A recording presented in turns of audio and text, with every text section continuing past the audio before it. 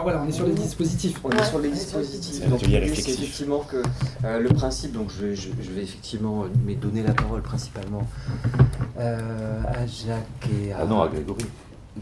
À vous deux. À vous deux, peut-être à tour de rôle. Jacques voulait vous témoigner de l'expérience du Marginov à travers... Mais je crois que tout le monde fait ça. Non, c'est pas un petit peu le cas pour chaque personne d'apporter un témoignage, oui, et surtout, oui, effectivement. Mais il y avait, effectivement, moi j'avais cru comprendre que c'était vous deux, enfin plus Diane, mais Diane n'étant pas là, oui. Qui étiez un peu là pour être les témoins oratoires. Oui, sachant que moi, ce que je propose... Et ensuite, que nous ayons une discussion... Voilà. Et ensuite que nous ayons une discussion, échange autour de ces dispositifs. Avec un retour sur ce qui s'est passé aussi ce matin, en fait. Les différents types de dispositifs. Moi, je pensais parler de dispositifs pédagogiques, par exemple, qu'on a pu mettre en place. Par exemple. Ah, ouais. Et donc au travers des vidéos. Alors, à travers, j'en ai plusieurs, mais je veux pas... Ouais. Peut-être une ou deux.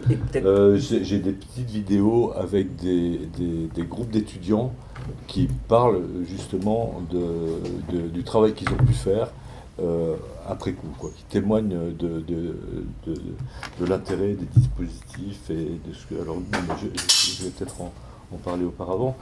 Et donc, je pensais que donner la parole à des étudiants, c'était peut-être la meilleure façon de parler des dispositifs pédagogiques, quoi. Mmh.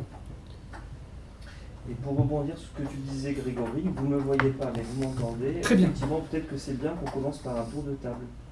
Bah oui. Oui, je pense... Parce qu'on ne se connaît pas tous. Enfin, moi, je ne vous connais pas tous. Moi, je ne connais personne. Si, on se connaît un tout petit peu. Oui. Alors, pendant que j'essaie de rentrer le chose dans le machin, donc moi, je m'appelle Alexandre Boissé, je suis paysagiste. Donc enseignant chercheur à passage, impliqué dans le programme Marginov, notamment au travers d'un dispositif pédagogique d'ateliers de projets de territoire sur le territoire sur lequel travaille Grégory Épon. Voilà. Et donc, Marie-Ange. Allez, je continue.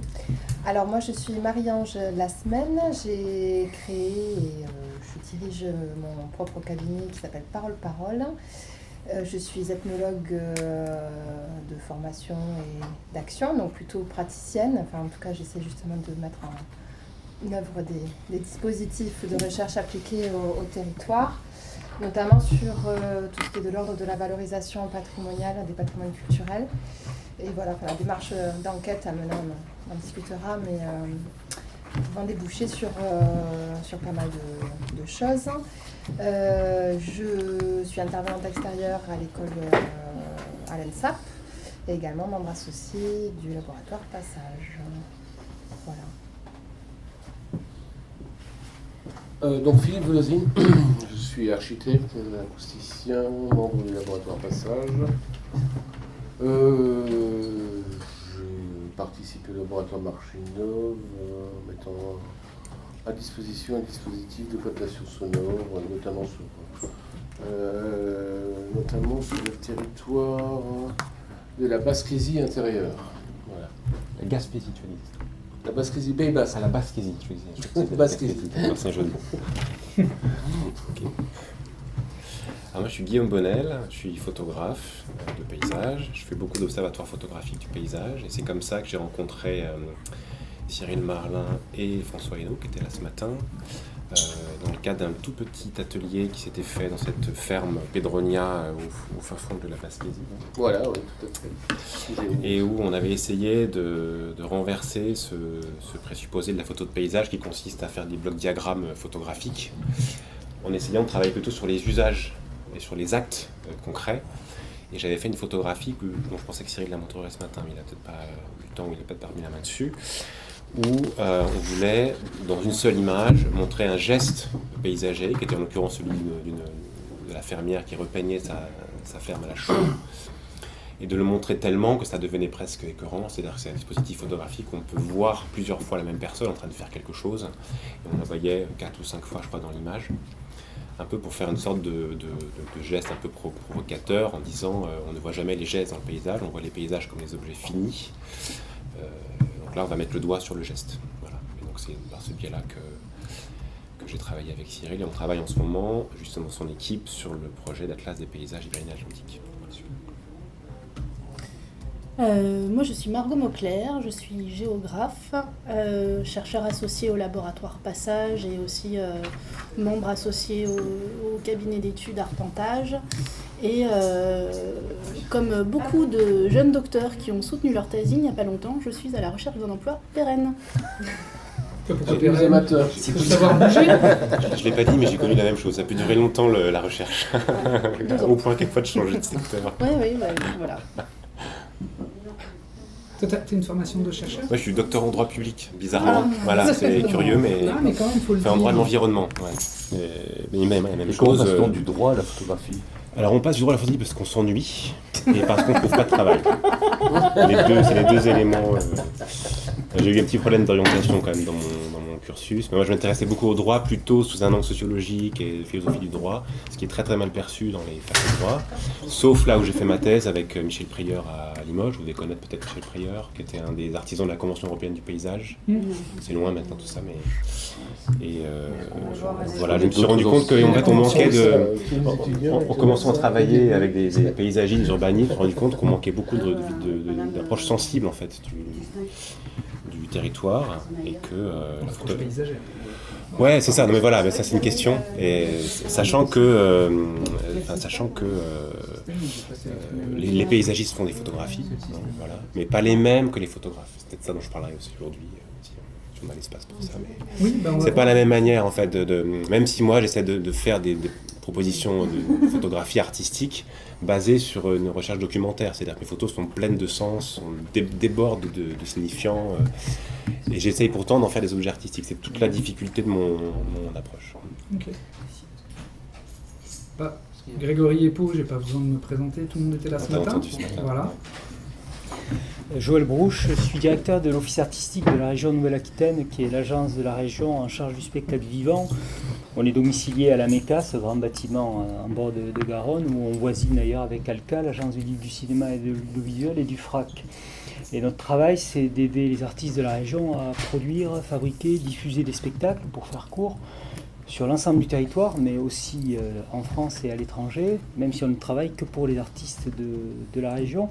Et si je suis là, c'est parce que j'ai suivi le travail de thèse de Diane Camus, dont j'étais au jury, et qu'on essaie de... En fait, je suis un voleur, moi, je viens ici voler des protocoles, des idées, des vocabulaires qui ne sont pas les nôtres, des façons de penser qui ne sont pas les nôtres, parce qu'on est en train, nous aussi, de créer de nouvelles dynamiques dans les territoires qui sont éloignés du réseau institué de la culture, où s'inventent de belles choses d'ailleurs, que la malheureuse Françoise Dissens avait qualifié de zone blanche, qui nous avait un peu agacé. Il suffisait juste de changer de lunettes ou de point de vue.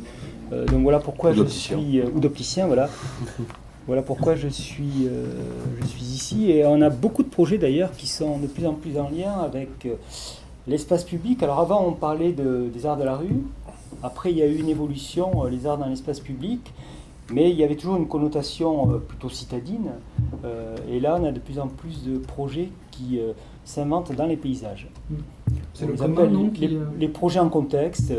Dans le Médoc, il y a tout le travail que fait Opéra Pagaille, par exemple, mais ailleurs, donc voilà, c'est pour ça que je traîne ici aujourd'hui. Et je ne suis pas d'accord avec vous, vous n'êtes pas un voleur, c'est de la recherche publique, donc vous avez parfaitement le droit... Non, mais quand je dis voleur, c'est que... Par exemple, sur les projets, on est très engagé sur les projets culture et santé, et on a accompagné un travail de recherche pour voir comment ça faisait évoluer, les projets culture et santé faisaient évoluer les pratiques professionnelles du secteur de la culture et de la santé. Et j'aurais emprunté cette très belle idée qu'ils ont de comité éthique. Ils se sont rendus compte que si on voulait soigner les malades, il fallait prendre soin d'eux. Et pour prendre soin d'un malade, il ne faut pas simplement qu'un professeur fasse un diagnostic. Il et ils disent quel médicament il faut lui donner. Il faut prendre la personne dans sa globalité, et au sein même du milieu hospitalier, il y a des tas de personnels qui n'étaient pas du tout associés à ça. La personne qui est à l'accueil dans le hall de l'hôpital, la sage-femme ou l'aide-soignante qui à 2h du matin recueille les confidences des malades. Et ils ont créé des comités éthiques qui permettent d'objectiver un peu les points de vue et les regards. Et on est en train de créer ça, nous, dans nos milieux, où on va associer des architectes, des gens, des travailleurs sociaux, des retraités, pour brasser. Je ne sais pas quoi d'ailleurs, mais... Alors, objectiver le regard de l'OHRA ou sur d'autres dispositifs culturels Objectiver le regard de l'OHRA, c'est par définition et par rapport à nos missions, c'est objectiver le regard de tout l'écosystème de la culture dans le champ du spectacle vivant. Et c'est essayer de faire évoluer nos pratiques, en fait. C'est bien, parce qu'on a déjà plein de pistes de dispositifs qui apparaissent.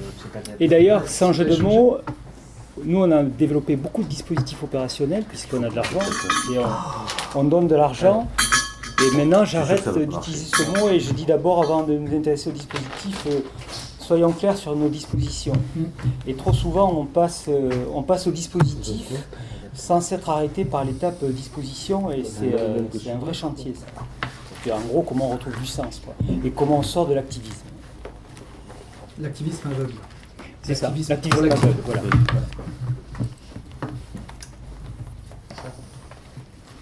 Trouve la solution. Jacques, à toi. Alors moi je suis Jacques Robert, je suis architecte, j'enseigne à l'ANSAP à Bordeaux dans plusieurs années, à la fois en licence et en master. J'ai un atelier de master depuis pas mal de temps qui s'appelle Architecture, Ville et Territoire. Vous avez eu un petit aperçu du travail qu'on a pu faire depuis pas mal de temps. C'était l'atelier des Landes ce matin qui vous a été présenté, où pendant plusieurs années on a travaillé dans un certain nombre de communes à la recherche un petit peu d'objets sur lesquels travailler dans l'objectif de redynamiser soit des petites villes un peu en déprise, soit redynamiser des friches. Et donc l'atelier des Landes a été un peu l'aboutissement d'un travail qu'on a mené pendant plusieurs années sur les friches de Syrie, qui sont très nombreuses dans le territoire des Landes. Et puisque je vous... alors, bon, c'est pas à titre professionnel, à titre d'architecte que je voudrais participer là aujourd'hui, c'est plutôt à titre d'enseignant, juste pour vous parler d'un dispositif qu'on a mis en place à l'issue de la pandémie, où on s'est retrouvés d'un seul coup coupés les uns des autres, notamment coupés de nos étudiants, coupés des territoires sur lesquels on travaille, parce que le travail d'atelier qu'on mène, c'est un travail sur le terrain, c'est pas un travail justement d'atelier qui se fait hors sol, hein, si on peut dire. Et donc il a fallu qu'on réinvente le regard qu'on portait sur le terrain. Et on a développé, c'est ce que je vous montrerai, on avait développé d'autres outils qui passent par la collecte de données, mais pas pour en fabriquer ce qu'on pouvait faire auparavant, mais pour fabriquer quelque chose qui se rapproche plus de ce que nous a montré Cyril quand il parlait d'anecdotes, ou quand il parlait des petites histoires qu'il mettait en place, qui sont des romans graphiques qui reposent sur la collecte de données très précises, de témoignages d'élus, d'habitants, etc. Et de façon à construire des fictions, mais des fictions qui parlent également des territoires et qui sont aussi une autre façon de porter un regard sur ces territoires. Et donc c'est de ça que les étudiants... Ah mais c'est bon ? Oui. Juste le temps que tu lances, peut-être moi que je rajoute, il y a l'idée aussi, en fait j'ai exploré d'autres dispositifs dans le cadre de la recherche, la mise en place de ponts paysagers, animation de jardins citoyens, et on pourra y revenir après en suivant sur les échanges. Pardon, excusez-moi. Non, rien, je disais, ça me rappelait juste qu'il fallait aussi quand même que je mobilise d'autres dispositifs comme l'atelier pédagogique, les comptes paysagers, le réseau de jardins citoyens. Tout ça. En fait, c'est un peu tout ça qu'il faut qu'on aborde ensemble pour en voir du coup les modalités d'application, l'intérêt, qu'est-ce qu'on peut en tirer. C'est pas ça. Je vais essayer de prendre des notes sur mon téléphone. Je prends des notes aussi. Super. Tu veux du papier ? Non, j'ai mon carnet ici. C'est vrai.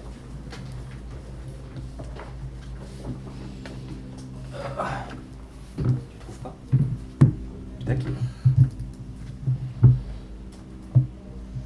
Non, c'est pas ça non plus, ça doit être le dernier. Ah merde. C'est là. C'est bien Samsung USB? Oui.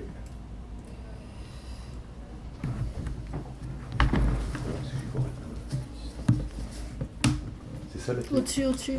Non, ça c'est... Voilà, ouais, c'est là. C'est ça. Ah, voilà. Donc je voudrais... je vais passer la première parce que je crois qu'elle est en arabe. On a jusqu'à quelle heure, Alex? Je vais faire mettre du temps. 4h30, je crois. C'est là qu'il faut que je Voilà, et en même temps que peut-être que je lance ça, donc je vais peut-être faire tourner les deux productions. Donc ça c'est l'atelier d'il y a 2 ans qui portait sur un village des Landes qui s'appelle Solferino. Alors ce qui nous avait intéressé dans ce village de Solferino, c'est qu'il a été créé de toutes pièces par Napoléon III, en prenant des terrains sur un certain nombre de communes, et il répondait à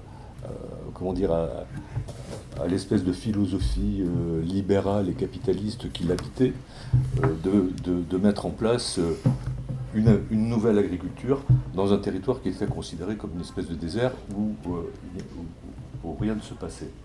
Et donc ce qui nous intéressait, c'était d'interroger ce territoire qui avait été complètement transformé, notamment par la création à cette époque-là de la forêt landaise, à la place du paysage agropastoral qui préexistait. Ce qui nous intéressait, c'était d'interroger ce territoire justement à la lumière ou peut-être avec la perspective des mutations et des transformations climatiques et environnementales en cours, en se demandant comment ce territoire des Landes, comment cette partie des Landes pouvait éventuellement, dans le futur, se retransformer en développant d'autres modes agricoles, mais tout en étant conscient de ce qui avait pu préexister. Et notamment, ce qui nous avait intéressé aussi, c'est que sur ce même territoire-là, il y a quelqu'un que vous connaissez bien, qui est un personnage qui s'appelle Félix Arnaudin, qui était natif de la Bouère, juste à côté, et qui a beaucoup travaillé sur tout ce territoire landais qu'il a passé pratiquement toute sa vie à sillonner à vélo, où il a récolté des histoires, des chansons, et puis tout un matériel photographique. Et donc, lui, il était complètement en opposition, enfin complètement réfractaire à cette nouvelle politique libérale et capitaliste qui était en train de se mettre en place. Donc nous, ce qui nous intéressait, c'était de voir comment ces deux points de vue avaient pu se croiser, comment le territoire landais finalement était une espèce de mélange de ces deux histoires-là, pour nous demander ce qui pourrait devenir, et notamment, puisque nous c'est l'interrogation qu'on a, comment l'architecture, dans ce cadre-là, peut également devenir un élément de développement de ces territoires. Alors ça, c'était il y a 2 ans, en plein confinement, donc on a élaboré ce travail-là sur Solferino, et puis le deuxième travail, l'année dernière, porté sur la Bouère, qui est plus une petite ville, donc on se posait plus la question du développement d'une petite ville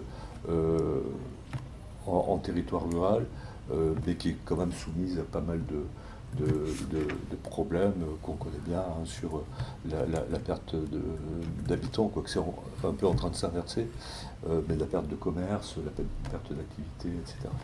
Voilà, donc je vais vous les faire passer, et puis je vais défoncer.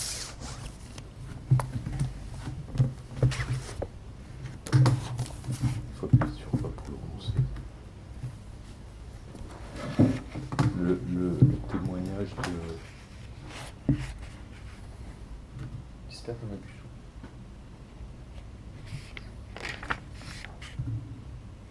Ouais.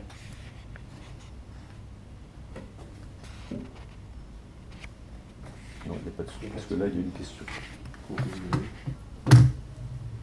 Attends, on va arrêter peut-être.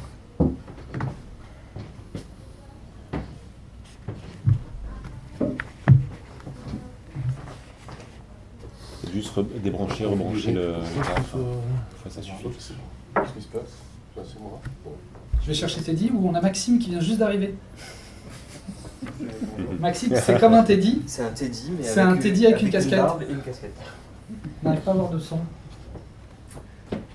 Oh la colle. Ok. Et c'est quoi? Ça joue le rôle d'écran d'ordi ou de télé? Je pense que ça joue le rôle d'écran d'ordi. Non? C'est d'écran de visio en fait, ça joue le rôle. Et il y a l'ordi qui est branché dessus. C'est pas sur ton son. Je vais voir si Parce que le son du Mac est à fond. Là aussi. Du village. C'est bon, tu l'as. On va entendre. Alors on va remettre au début. C'est pas génial, mais on entend. De choses auxquelles on n'aurait Non, pas non, mais je les verrai après, vous inquiétez pas. Je vois pensé bien. ou imaginé découvrir là-bas. Et donc, ça a été notamment Je le remets au début. cas alors, de deux choses. C'est parti. On l'a pas vu.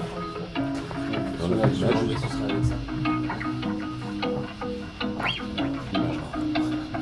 C'est moins Est-ce qu'il est possible pour vous de faire un lien entre votre immersion physique dans le contexte, quand vous avez fait des dérives, des randonnées, des promenades collectives, et la thématique sur laquelle vous êtes engagé par la suite, donc qui est la nudité et le plaisir?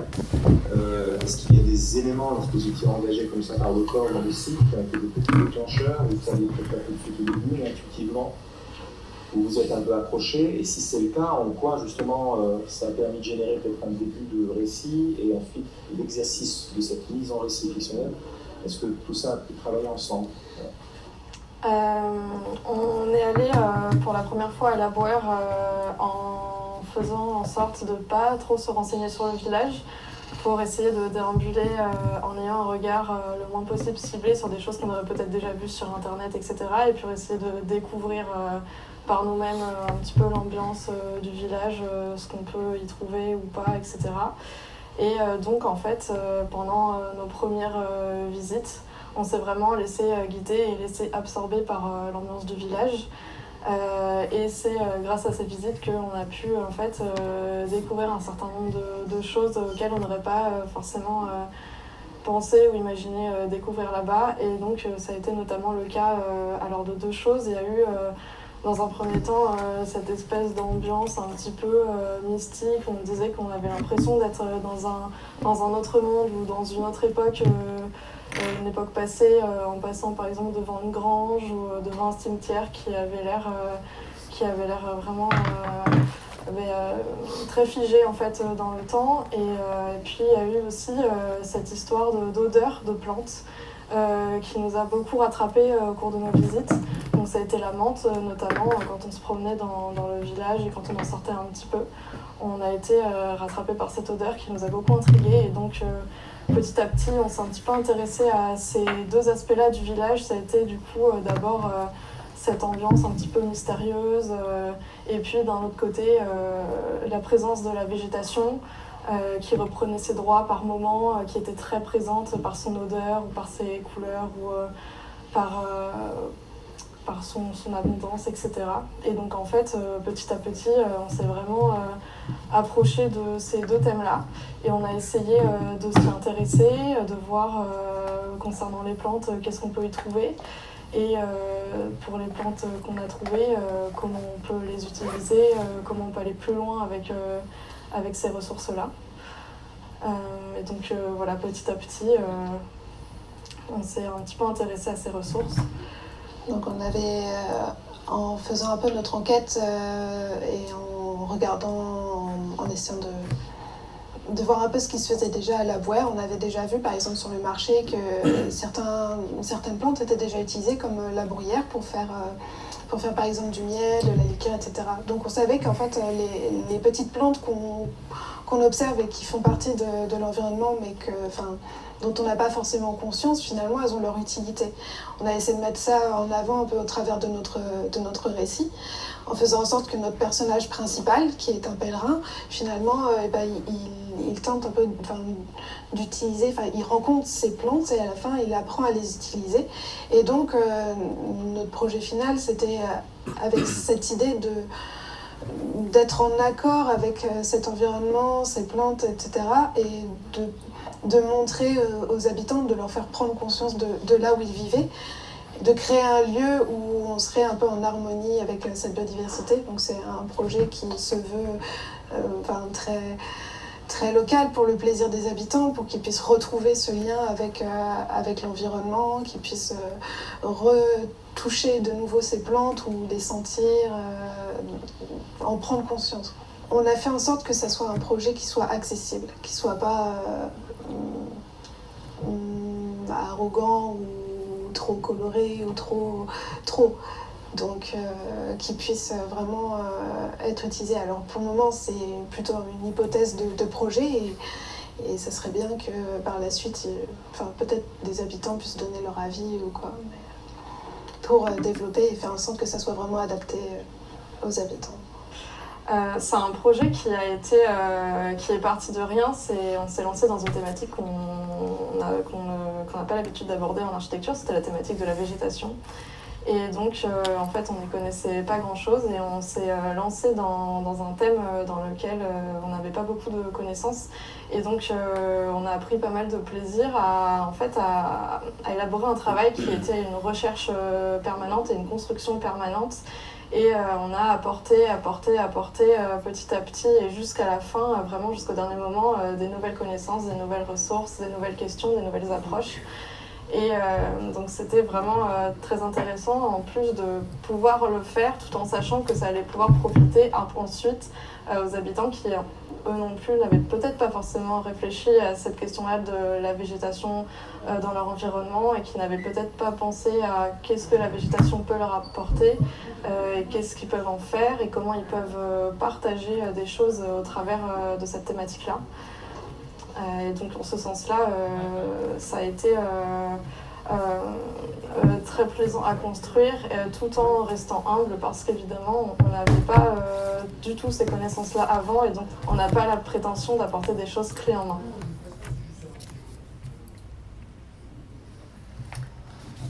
Voilà, bon, je vais pas en mettre d'autres. Enfin, bon, vous avez pu voir là, il y a chaque groupe d'étudiants a construit une petite fiction.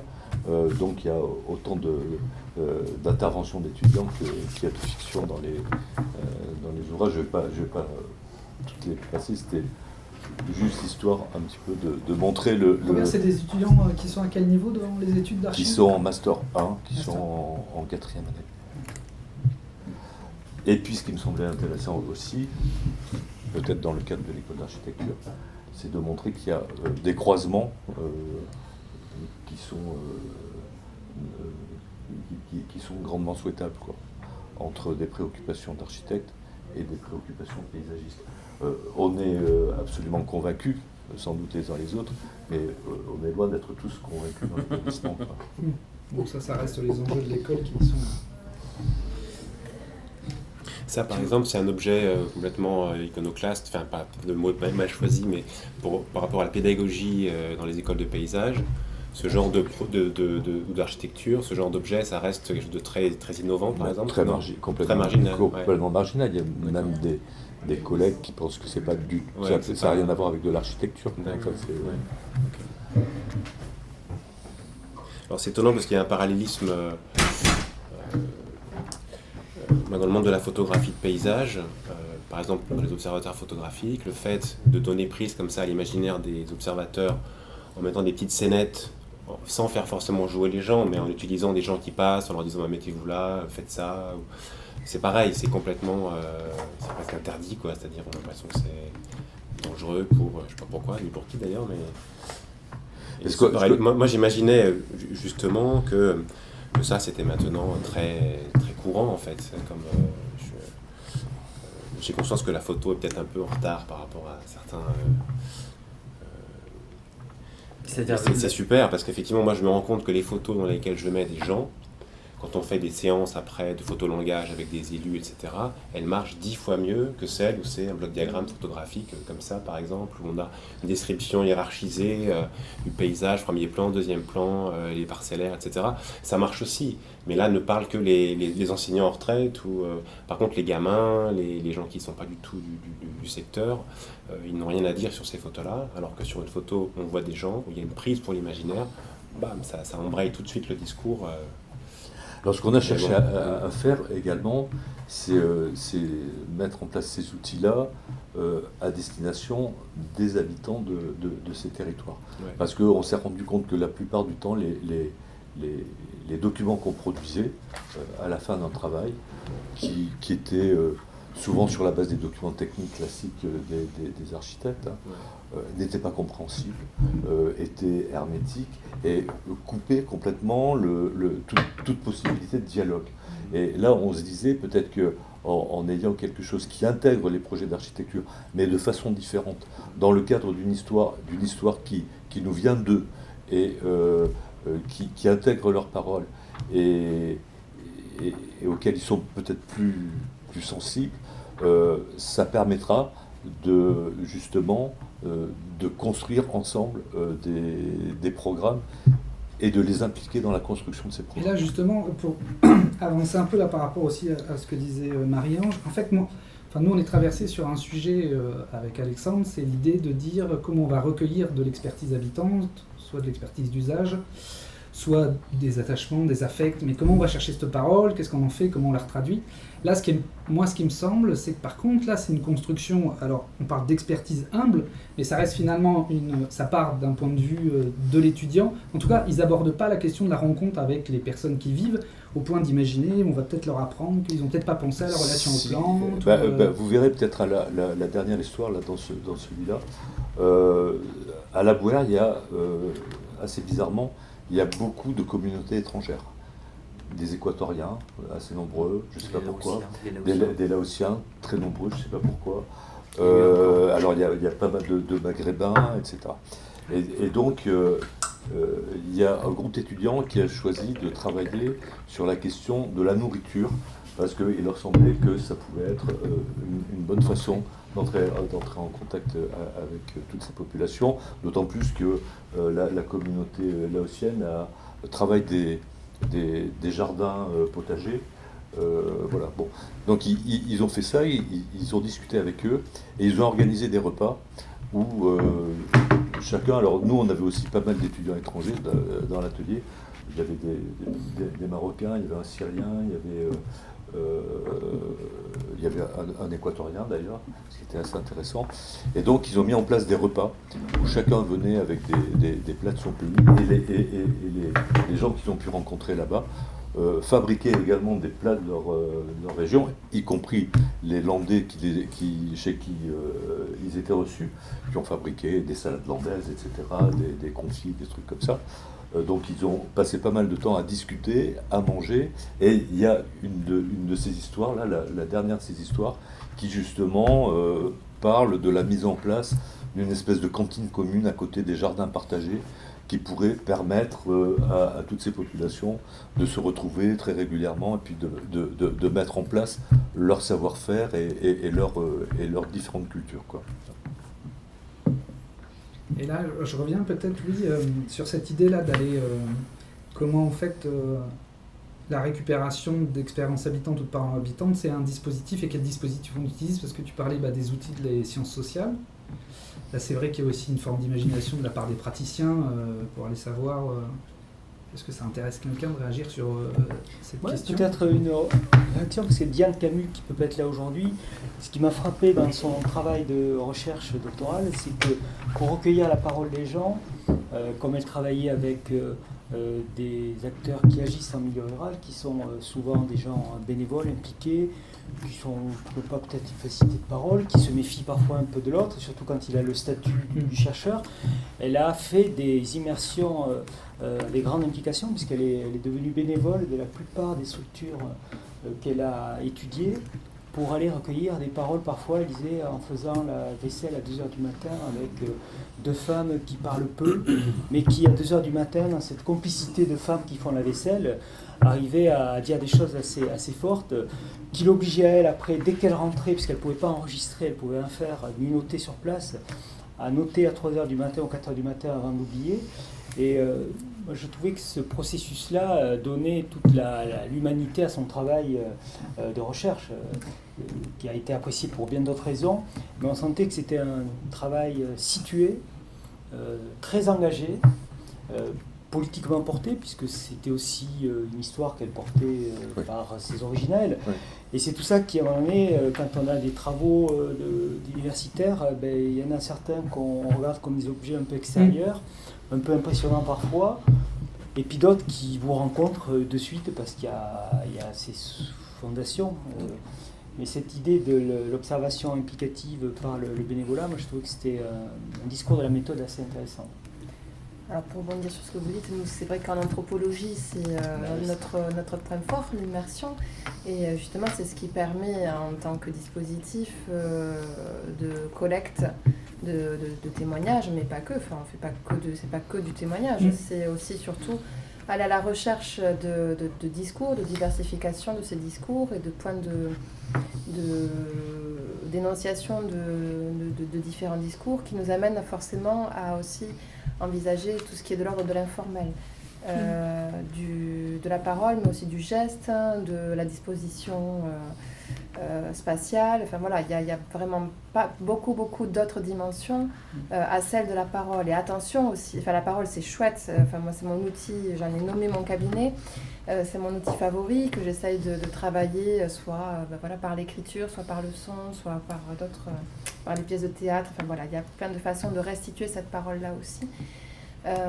Mais encore une fois, voilà, il y a aussi des méthodes pour ne pas tomber dans le piège de la parole et de ce qu'on appelle l'encliquage, c'est-à-dire aussi être pas le porte-parole, mais être pris pour un porte-parole ou se laisser embarquer dans des terrains et sur le terrain et être en parti pris. Ouais, être parti pris ou se faire inconsciemment faire dire des choses qu'on veut entendre, c'est ça, ou ça peut être... En fait, il y a souvent quand on fait des enquêtes, il y a toujours quelqu'un qui est plus intéressé que les autres. Et surtout quand on travaille sur des enjeux territoriaux, etc., ou quand il y a des personnalités qui ont un positionnement social, qui ont un certain intérêt à faire valoir. Et donc, on cherche toujours à avoir le pouvoir sur l'enquête et le pouvoir sur le chercheur ou la chercheuse. Et donc, il y a vraiment des précautions aussi à avoir, et c'est en ça que l'anthropologie est précieuse, c'est qu'elle vous apprend. En fait, on est en graphisme, en plein de trucs, on est super nul. Par contre, en enquête, on est super fort. Mais voilà. Et ça nous apprend vraiment à savoir où on met les pieds, à avoir toujours cet aller-retour pour avoir la juste distance aussi entre l'objectif et le subjectif. Il ne faut pas croire que le chercheur a toujours une posture objectivante, etc. C'est ce qu'on nous demande à l'école, mais dans la réalité, je crois que c'est à peu près difficile de l'avoir. On peut l'avoir quand on fait, quand on retranscrit une thèse mais après dans la réalité de la relation de terrain, je pense que c'est assez difficile et au contraire, alors moi ce que je cherche dans la démarche que je mets au point, c'est aussi qu'il y a une prise de parole. Alors il y a la prise de parole, on donne la parole à, donc ça aussi c'est un choix d'aller vers des acteurs à qui on va donner la parole. Il y a des acteurs qui sont plus visibles que d'autres, et ça aussi c'est tout le protocole d'enquête qui permet de le déterminer. Et quand je parle de protocole d'enquête, c'est qu'on tire un fil et il y a une bobine qui se déroule et on ne sait jamais où est-ce qu'elle va atterrir. Et elle rebondit comme ça, poum, poum, poum, poum, et jusqu'à défiler tout son fil. Et après, c'est qu'on prend aussi cette parole-là. Donc, il y a un jeu de confiance qui se fait. Et oui, il y a une relation qui se tisse et qui nous amène justement de plus en plus loin dans l'immersion et dans l'informel et dans la confidence. Et ça, à un moment donné, moi, j'ai le sentiment de devoir rendre au territoire et aux acteurs. Et ça, c'est quelque chose que, par contre, en tant que chercheur, on oublie beaucoup trop. Et par l'action... Elle a été cette revue, elle a été distribuée aux habitants? Non. Et ce process de restitution, moi, il prend de plus en plus d'importance vraiment dans mes travaux. Et ça régénère encore quelque chose derrière. Et c'est ça qui est chouette, c'est que quand on cherche à créer une dynamique, à avoir aussi une continuité avec le territoire et les habitants, c'est que plus on va rentrer aussi dans ces processus de contre-don finalement, plus on va gagner la confiance et on va faire partie d'eux. Et moi, il y a des situations où maintenant, je ne suis pas du village, mais voilà, c'est des coups de fil informels. Quand est-ce que tu viens? Et tu sais, on fait ça, et pourquoi tu viens pas? Et je ne suis plus du tout la chercheuse initiale en fait. Et alors, c'est pas à chaque mission, mais quand on arrive à ce niveau-là, après, voilà, c'est un autre degré de confiance et qui est aussi intéressant et qui est loin des institutions. Et parmi les dispositifs, justement, il y a aussi savoir identifier la position dans laquelle les gens vont savoir parler aussi. Moi, j'ai beaucoup travaillé avec des éleveurs qui étaient fâchés avec le monde institutionnel. Il était hors de question de les faire intervenir dans une salle de conseil ou quoi que ce soit. Et par contre, ça on l'avait travaillé avec Alice Maurice, que vous connaissez certainement, et un des procédés qui nous a permis d'accéder vraiment à pas des confidences, mais d'autres niveaux de prise de parole, parce qu'au bout d'un moment, des fois ça s'arrête, quoi. Là on n'a plus le droit de rentrer dans ça se bloque. Et c'était la réunion saucisson, et du coup en faisant des apéros on a appris plein de trucs. Et beaucoup plus que si on avait fait un séminaire, un workshop ou un atelier avec plein de post-it, etc. Donc ce temps-là, il est long, il est très difficile à valoriser financièrement quand on est un cabinet et qu'on doit se faire financer par des collectivités. Mais parfois, il est nécessaire justement pour accéder à certains niveaux. Voilà. Et sur ça, et c'est en ça que l'immersion justement est capitale. Nous, on a aidé un projet qui était au carrefour de l'art et de la sociologie, de la philosophie. C'est le projet porté par Bruno Latour à la Mégisserie à Saint-Junien qui s'appelle « Où atterrir ». Il a écrit un livre qui s'appelle « Où atterrir » et il a mis en place un processus de travail avec les habitants de Saint-Junien qui s'appelle « Où atterrir ». Et vous pouvez aller sur le site qui s'appelle « Où atterrir ». Et il part du postulat, il dit « Nul autre que le citoyen n'est en mesure d'explorer et de décrire ce à quoi il est réellement attaché, et sans cette autodescription, point de compréhension réelle du territoire vécu. » Et tout le protocole qu'ils ont mis en place, c'est de faire en sorte que l'individu puisse exister, mais toujours dans un collectif. Parce que ce qui est un peu compliqué dans ces histoires d'enquête, c'est que malgré tout, ça reste souvent de l'ordre de la relation bilatérale, la relation individuelle, et comment on peut passer à des dynamiques plus collectives, qui sont aussi des dynamiques qui renforcent l'appartenance à un territoire ou la compréhension de ce territoire-là. Et je trouve qu'on n'a pas beaucoup de recul sur ce qu'a fait Bruno Latour. Moi, j'ai qu'une réserve, c'est que malgré tout, la communauté éphémère qu'il a réussi à rassembler pendant 2 ans, à mon avis, n'est pas très représentative de la population, mais qu'est-ce que ça veut dire être représentatif? On ne peut pas faire venir les gens malgré eux. Donc c'est là qu'il y a encore, à mon avis, une petite fragilité. Malgré tout, j'avais l'impression, moi, qu'on retrouvait à Saint-Junien une forme, entre guillemets, d'entre-soi qu'on peut avoir dans nos villes à nous quand on fréquente ou les lieux d'art contemporain ou les lieux de théâtre. Mais la réflexion qui est menée est assez intéressante. Et ils ont convoqué la pratique de l'art, de formes artistiques, corporelles, pour arriver à favoriser aussi des échanges qui ne passaient pas par la parole, des choses qui se signifient par le corps. C'est des dispositifs de construction du collectif pour eux, en fait. Ouais, mais c'est... ça collecte, quoi, au sens... Alors après, lui, il a une capacité à le réinterpréter, qui parfois, moi, me dérange un petit peu, parce qu'il en a fait une saga familiale aussi, alors... il y a sa fille, alors il a toujours la bonne formule pour passer au-dessus des petites réserves qu'on peut avoir, mais je trouvais la démarche assez intéressante et elle tourne autour de cette question, enfin des questions que vous posiez là. Moi aussi, je rebondis sur la question de comment en fait les dispositifs s'engendrent les uns les autres en fait, parce que c'est vrai que tu peux imaginer le dispositif comme un espace clos où tu vas chercher de l'information, tu vois, dans l'enquête anthropologique, quelle que soit sa durée, mais en fait où tu vas vers la monographie ou en tout cas c'est de la production de connaissances, et comment en fait ça, quand tu les articules les uns avec les autres, là c'est ce que j'essaye de faire avec la coopérative, c'est comment en fait ils enclenchent de nouveaux dispositifs et comment ils arrivent à se nourrir et en fait ils génèrent, alors pour reprendre le vocabulaire de Latour, une agentivité en fait, ils agissent en fait. Ils ne sont pas juste là dans le fait de construire de la connaissance, mais ils produisent de... Et ça, comment ils peuvent produire une action aussi. Comment ils produisent de l'action en fait en s'articulant ou Mais là encore, c'est une fois, là on est de l'ordre de la pratique. Enfin, moi, c'est des dispositifs que j'expérimente qui ne sont pas ceux que j'ai appris à l'école. Bon, à l'école, on m'a appris l'enquête, un protocole d'enquête, avec surtout sans restitution, où il faut toujours cacher sa production, etc. Enfin là, moi, c'est justement dans l'inverse. Cacher sa production aux gens qu'on interroge, d'accord. Pourquoi en fait, je pose des questions un peu, peut-être. Parce que en fait, on peut. Alors, il y a pas mal de processus d'anonymisation, etc. Mais il y a un courant d'anthropologie qui a aussi été très critique. Et c'est un peu ce que je reproche. Ou du moins, c'est des distances avec lesquelles j'ai voulu prendre la distance avec ça. C'est-à-dire qu'on critique, on va déconstruire, on va aller très loin dans les discours des élus, on va déconstruire des jeux d'acteurs, des enjeux, ça peut aller très très loin sur les rapports de pouvoir, etc. Donc il y a des choses qui sont visibles et d'autres qui ne le sont pas. Donc même si on protège nos informateurs, on reconnaît souvent les situations, surtout quand c'est situé géographiquement, etc.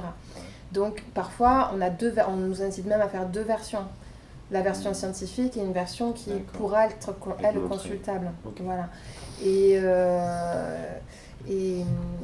du coup, le problème que j'ai trouvé professionnellement qui ne me correspondait pas, c'est que ok, on va déconstruire, ok, on va critiquer, mais qu'est-ce qu'on construit?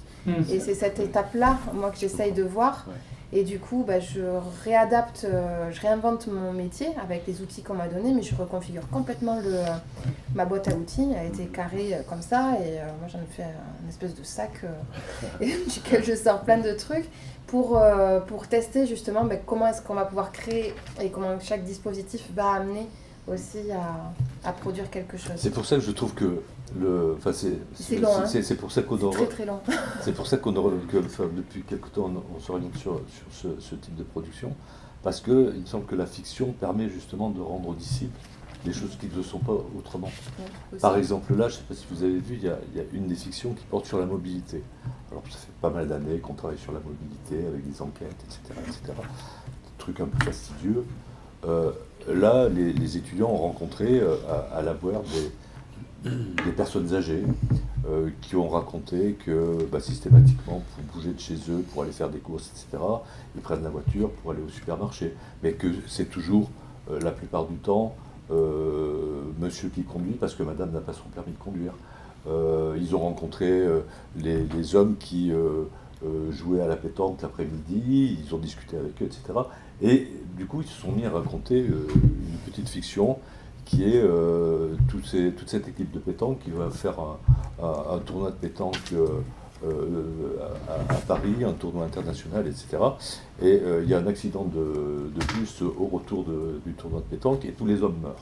Voilà, l'histoire est quand même un peu dure. Et donc toutes les veuves se retrouvent à la Boère sans pouvoir se déplacer, sans pouvoir aller faire leurs courses au supermarché, parce qu'il n'y a plus de commerce au centre-ville, sans pouvoir marcher sur les trottoirs, parce qu'il n'y a pas de trottoir.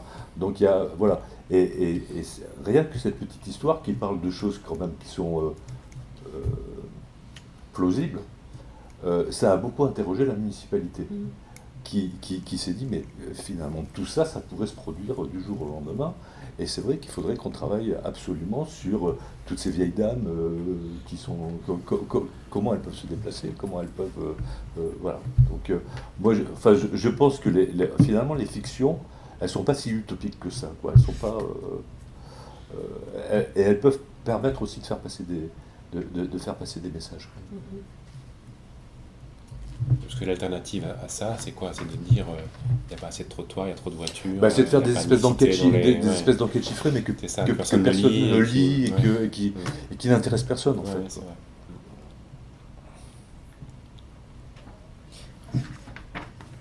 Tu faisais tout à l'heure la distinction entre dispositif et disposition. Oui, parce que c'est, méfiez-vous des formules parfois comme gentilles, mais on est tellement nous enfermés dans nos politiques publiques par la nécessité d'encadrer pour pouvoir, quand on reverse de l'argent, pour justifier qu'on donne de l'argent et puis vérifier qu'on puisse nous rendre des comptes, s'assurer que parfois on passe notre temps à fabriquer les outils sans trop savoir à quoi ils vont servir, pour réparer quoi éventuellement s'il s'agit de réparation. Et donc, on fait beaucoup de séances de travail maintenant, un peu gratuites comme ça. Alors, en contrepartie, on garantit un repas. Pour parler de nos dispositions. Enfin, je fais vraiment la différence parce que le dispositif, c'est ce qui nous permet de mettre en acte de façon opérationnelle un état d'esprit, une envie, une façon d'envisager les politiques publiques. Mais trop souvent, on fait abstraction de ça. Et moi, je suis tout à fait en lien avec vous. C'est vraiment quand on pose dans la culture, mais l'idée de la fiction, mais c'est pareil avec les artistes quand on les met. On a fait tout un projet il y a quelques années avec une association qui s'appelle Script, un projet qui s'appelle National 10, où ils ont fait tout un travail qui s'est terminé à la Bouère. Et à la Bouère, il y a le fameux virage de la Bouère qui est connu, puisque c'était le virage le plus accidentogène de France. Tout l'été, les gens se tuaient là. Pourquoi ? Parce qu'il y avait toute l'immigration portugaise, marocaine, qui partait en voiture surchargée. Ils partaient à 18h le soir après le travail, ou 19h, et donc à 4h du matin ou 5h du matin, ils arrivaient à ce fameux virage, la fatigue, l'assoupissement. Et donc ce virage a disparu, puisqu'il y a maintenant l'autoroute, mais c'est resté dans l'inconscient de beaucoup de gens, la route c'était le danger, la mort, l'autre c'était la mort, puisque c'était des gens qui faisaient que passer, et les artistes ont travaillé autour de ça, et c'est pour ça quand vous parlez de mobilité, et de ces communautés étrangères qui vivent là, c'est... Alors moi j'ai pas compris par contre, disposition, c'est la mise en situation pour la disposition. La disposition c'est retrouver en fait le sens de ce qu'on fait, c'est dépasser les paradoxes dès qu'on met en place... sur ses besoins. Dès qu'on fait des choix de politique publique, ça va générer des paradoxes. Donc faire de la politique, moi je dis aux élus, c'est assumer les paradoxes, les choisir, lesquels. Mais nous, on ne fait pas de la politique... comme font les politiciens, on met en œuvre des politiques publiques. Et l'idée des dispositions, c'est de... Oui, c'est intéressant. Le sens de... C'est intéressant ce qui s'est dit sur les gens qui découvrent la faune et la flore. Enfin, on a l'impression qu'ils la découvrent parce qu'ils vivent tellement dedans qu'ils n'en ont plus conscience. En fait, vous êtes des révélateurs de conscience. Et ça m'a mené, parce qu'on a fait du théâtre olfactif aussi, je me disais, tiens, il pourrait y avoir... du paysagisme olfactif, comment les gens, on les fait se déplacer dans un territoire, les yeux fermés. Alors on a fait ça, nous, en sport physique et danse, avec un bidouilleur de son, Eddie Ladoire, qui a recréé un Major Rugby, parce qu'ils ont fait fabriquer à l'université par des chercheurs des micros qu'on peut mettre sur son corps, tout en jouant. Et ça enregistre aussi bien les sons extérieurs qu'intérieurs. Et on a fait revivre aux gens un match. Voilà. Et pour voir comment le corps il parle, le cœur s'emballe. Je peux dire quand un joueur fait. Et les gens qu'on a invités, alors nous on avait dit, on était intéressés par le projet, mais on avait dit, on ne peut aller vers ce projet que s'il y a un protocole pour le public. Il faut bien qu'on ait une rencontre avec le public, on n'est pas là pour faire de la recherche. Et c'est fou ce que comment ça transforme. La relation que les gens peuvent avoir du sport, mais après de leur propre corps, de l'environnement. Et on est en train maintenant d'expérimenter ce projet-là avec des danseurs, des circassiens, et dont l'idée maintenant c'est d'inviter des gens dans une salle de spectacle. On leur dit vous allez voir un spectacle de danse, mais en fait ils ne voient rien, ils ont juste, c'est dans le noir, ils ont des écouteurs, et ils vont vivre un spectacle de danse au rythme des bruits du corps. Et c'est en fait comment on bouge les perceptions, les sensations. Alors c'est une digression, mais perception, sensation, disposition, toute une famille de ions comme ça qui permettent peut-être de revenir à la source un peu. Sinon on est des boutiquiers. On passe notre temps à... Et c'est pour ça que j'ai beaucoup apprécié moi le travail de Diane Camus. Oui. Et je pensais que c'était un problème pour sa thèse parce que je disais on va peut-être lui reprocher d'être trop situé, d'avoir un parti pris. Mais il y en a un. Et parfois, mais il n'est pas gênant. Et parfois, il peut être subjectif, et après tout, pourquoi pas. Sur l'objectivité, c'est pas. Ouais. Et c'est ça que je trouvais vraiment intéressant dans sa démarche. Elle est publiée cette thèse ou... Oui. Ouais. Enfin, non. Elle n'est pas encore publiée. Vous pouvez la trouver en ligne sur le site. Alors, je pense pas qu'elle vient juste d'être déposée. Pour le moment, elle n'est pas encore. Mais on espère qu'elle va publier. Donc c'est ça que j'entends par disposition, oui. C'est comment on arrive nous, c'est la position comment on arrive à l'autre. Si on ne se pose pas la question, on s'interroge toujours à savoir comment l'autre nous perçoit, nous reçoit, ou comment il doit nous percevoir, nous recevoir. Et nous, on ne se pose pas souvent la question de comment je me rends disponible à l'autre, dans quel état d'esprit, au service de quoi. Je trouve qu'en les articulant, en fait, c'est comment on positionne le dispositif, la disposition, en fait.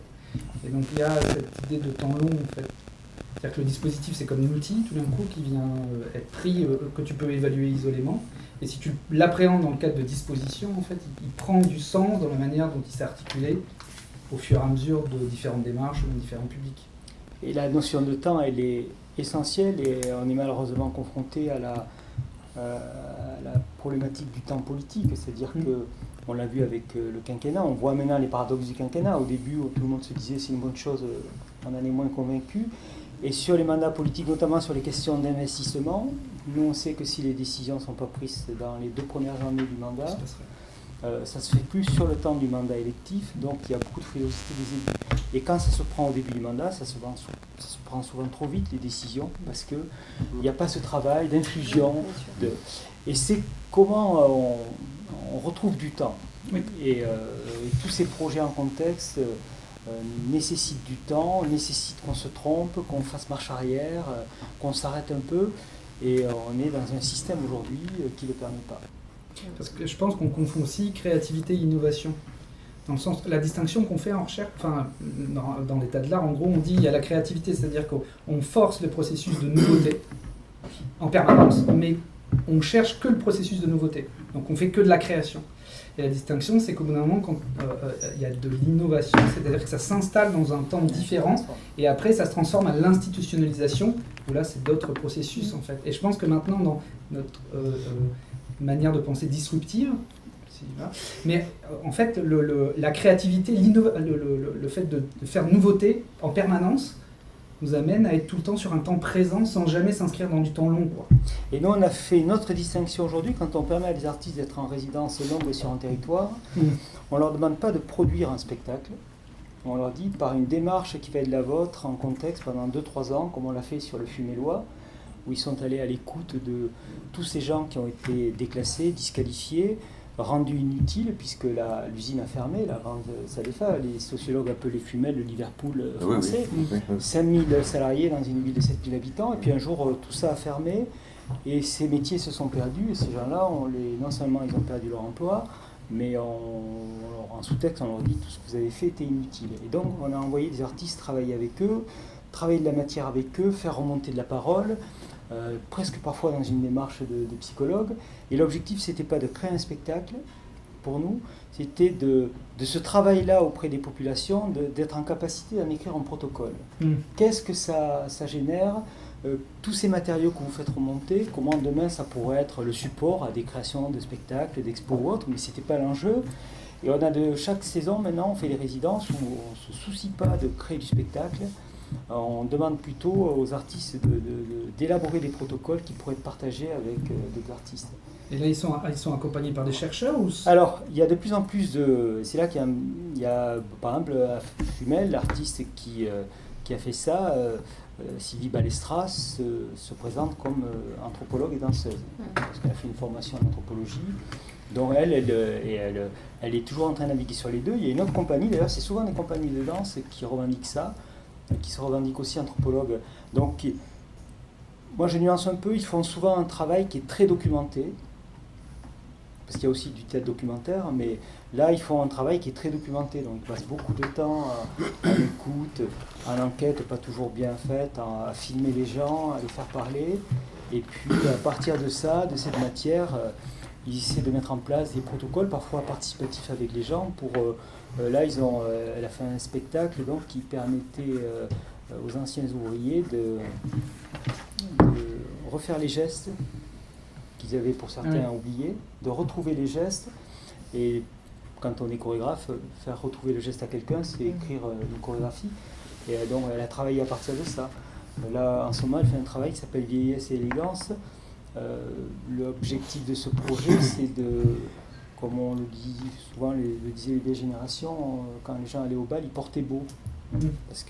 Et comment on rend leur dignité physique aux personnes âgées qui parfois ont des difficultés de mobilité, sont courbées et comment elle les rend beaux. On peut être vieux et élégant. Et c'est quoi l'élégance? Elle fait tout ce travail-là, mais ça part toujours d'un travail d'enquête, d'observation, d'études. Là, en l'occurrence, de beaucoup de photos que les gens amenaient pour montrer comment ils étaient beaux quand ils se sont mariés, quand ils allaient au bal. Voilà un peu le type de démarche.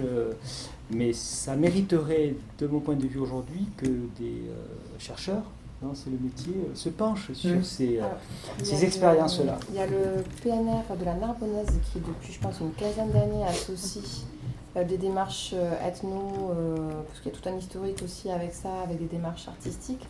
Et après, les DRAC sont en train, là, progressivement, de demander aussi de plus en plus de résidences en binôme comme ça. Voilà. Alors il y en a beaucoup art et sciences, nous on fait beaucoup de projets art et sciences, mais jusqu'à il y a 2-3 ans, 4 ans, art et sciences ça se limitait aux sciences techniques.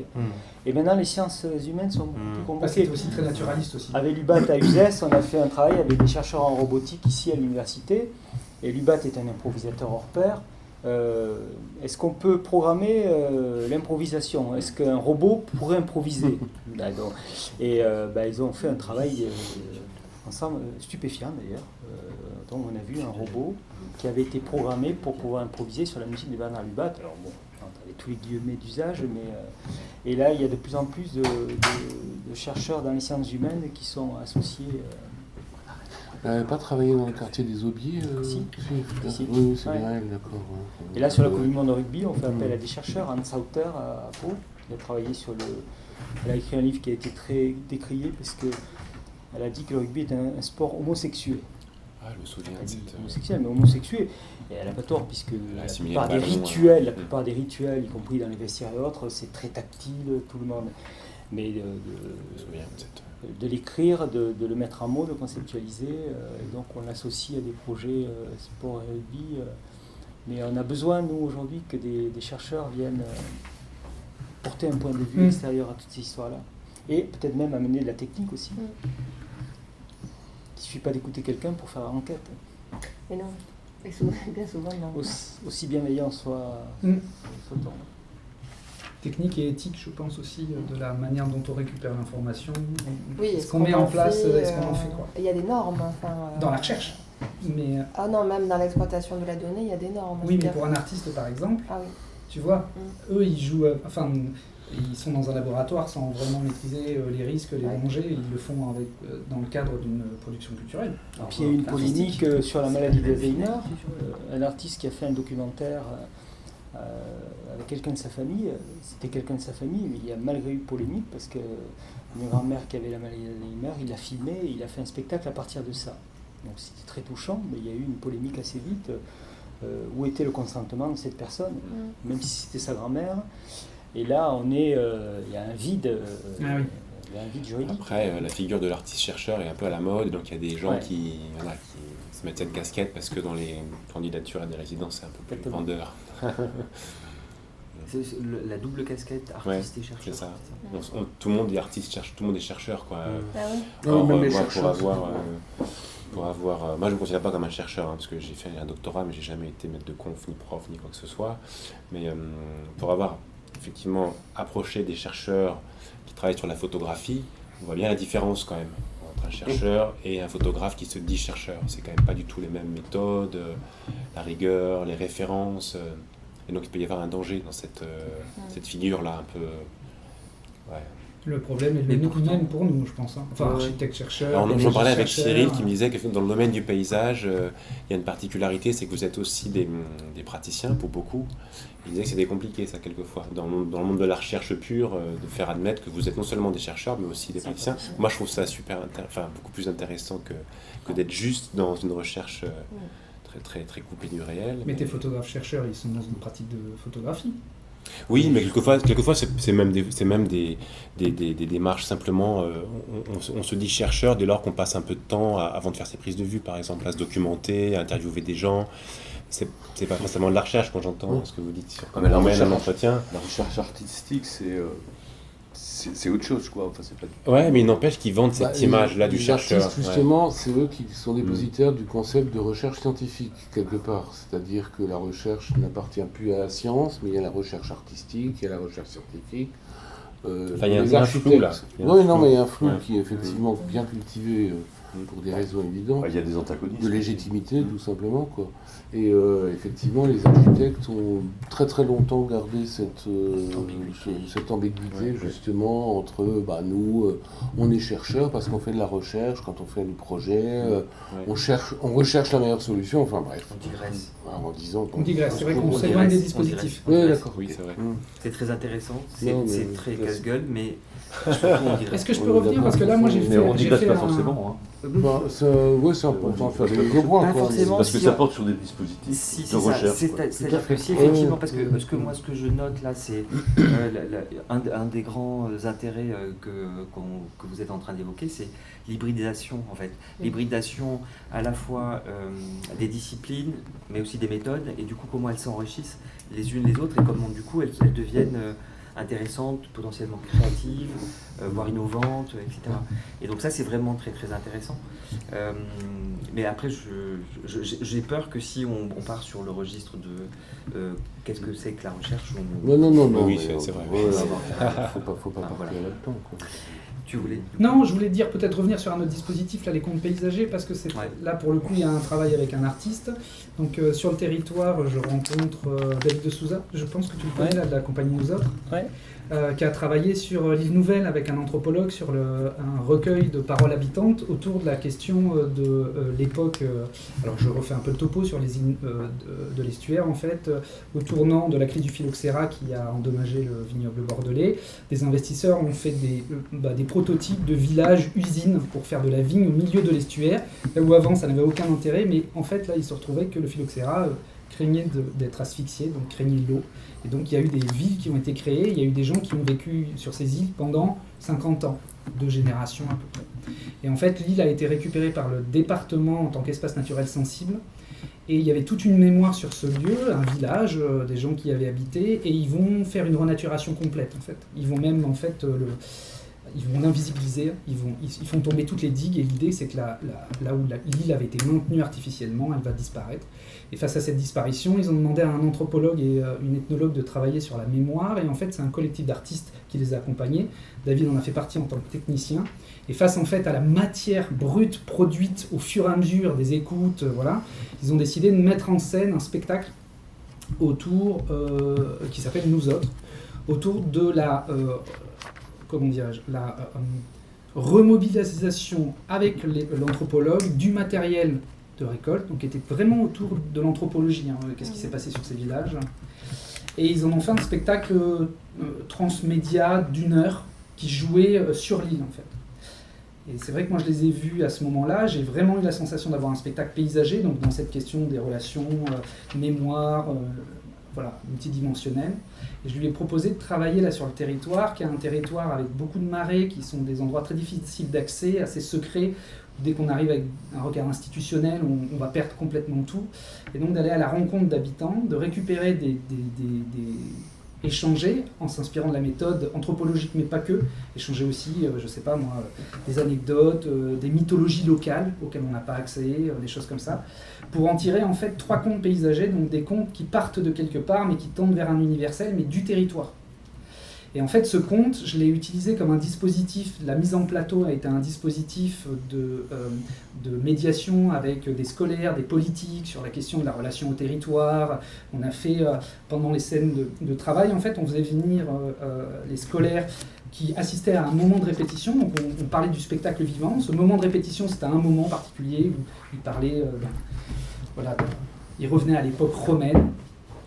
Et ça venait pour un jeu avec les enfants pour travailler sur une carte IGN et leur relation au marais, donc ça devenait un dispositif de sensibilisation, de médiation, et après on l'a diffusé sur le territoire en fait selon différents dispositifs, et donc on l'a fait monter en synergie sur le territoire.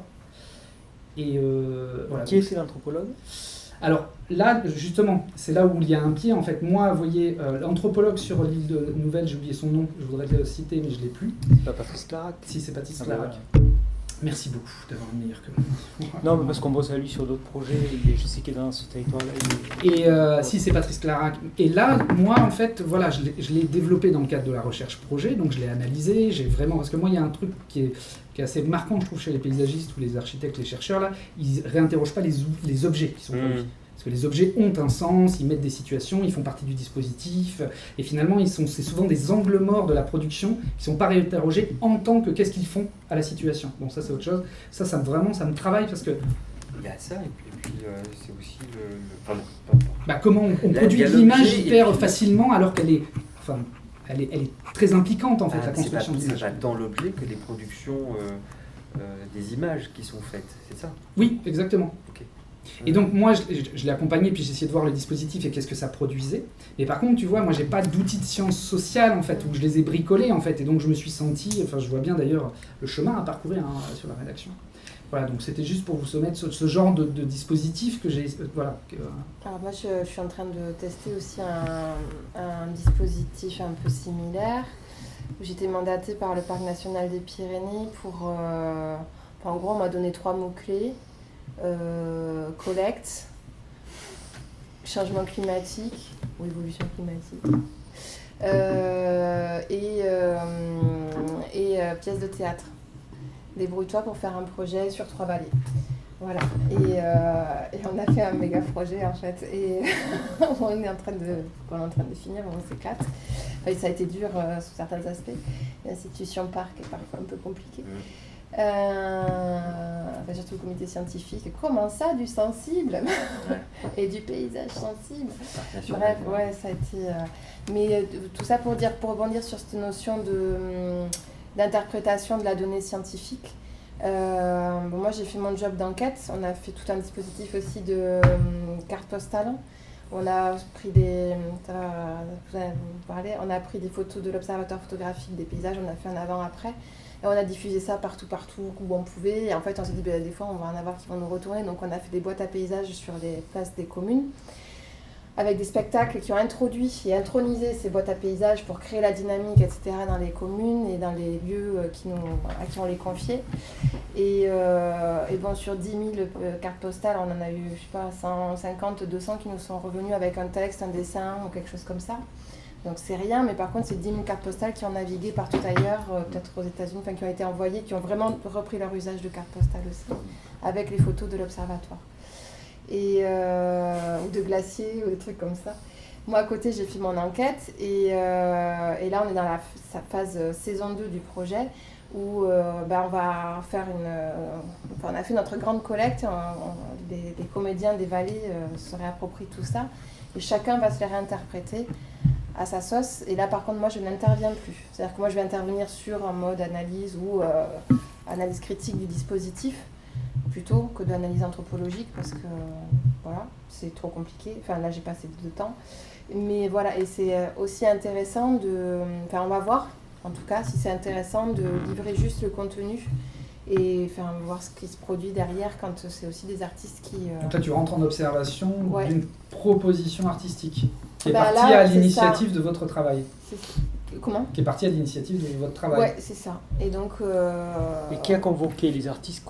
Il y a un opérateur culturel autre que le PNR ? Au sein du PNR, non, c'est au sein du PNR. Après, la mission a été confiée à une directrice artistique, à une compagnie qui a pris la fonction de directrice artistique et qui a été en réseau avec toutes les compagnies des vallées. Mais comme les vallées, elles fonctionnent toutes comme ça, c'est très compliqué comme territoire. Et nous, en fait, ce qu'on voulait faire, c'était ça. Franchir l'école. Complètement. Et donc, en fait, là, on a fait quoi ? On a fait 30 spectacles en tout. Enfin, 30 représentations. Et donc, l'idée, c'était de rythmer à la fois aussi les vallées par... on revient parler de ça. Et après, on a fait tout un travail radiophonique aussi, avec des ateliers radio dans les écoles. Et ça aussi, c'est hyper intéressant sur le plan pédagogique. La radio, c'est fabuleux. C'est fabuleux. Ah, mais c'est génial. Génial. Et là, l'idée, c'est aussi, à l'issue des spectacles ou en amont, on ne sait pas encore, on va le caler, mais c'est de recréer, de reprendre possession de l'Agora pour mettre sur la place publique le débat autour de sujets qui concernent quand même un intérêt général. Et donc, on va voir si on le fait avant ou après le spectacle ou les deux, voilà, tout sera... Moi, ce que j'entends alors dans ce que vous dites, c'est que l'artiste peut être aussi, entre guillemets, peut servir par sa façon de faire, d'être en relation aux autres, peut servir aux chercheurs. Ah oui. Ah mais complètement. Et en fait, ce qui est génial dans cette aventure, c'est que moi j'ai longtemps cherché qui ou comment mon truc, excusez-moi, académique, là, qui fait des pages, c'est des retranscriptions ça n'a rien de sexy. Hein. Et par contre c'est hyper intéressant, mais qu'est-ce qu'on en fait? Est-ce que je le garde sur mon disque dur? Quelle bibliothèque va porter ça dans ses rayons? Enfin voilà, qui va le consulter? Une fois que c'est là, et on ne sait pas toujours quoi en faire. Et justement, moi j'ai toujours eu ce besoin d'avoir une continuité. Et quand j'ai rencontré la compagnie avec qui on a monté le projet, ça a été le retour, vraiment le reflet de miroir. Ah, une anthropologue, elle va enfin pouvoir nous aider à cibler les collectes. Et en fait, le binôme, là c'est un trinôme, mais ça c'est super bien fait et ça s'est articulé très bien. Et donc ça fonctionne.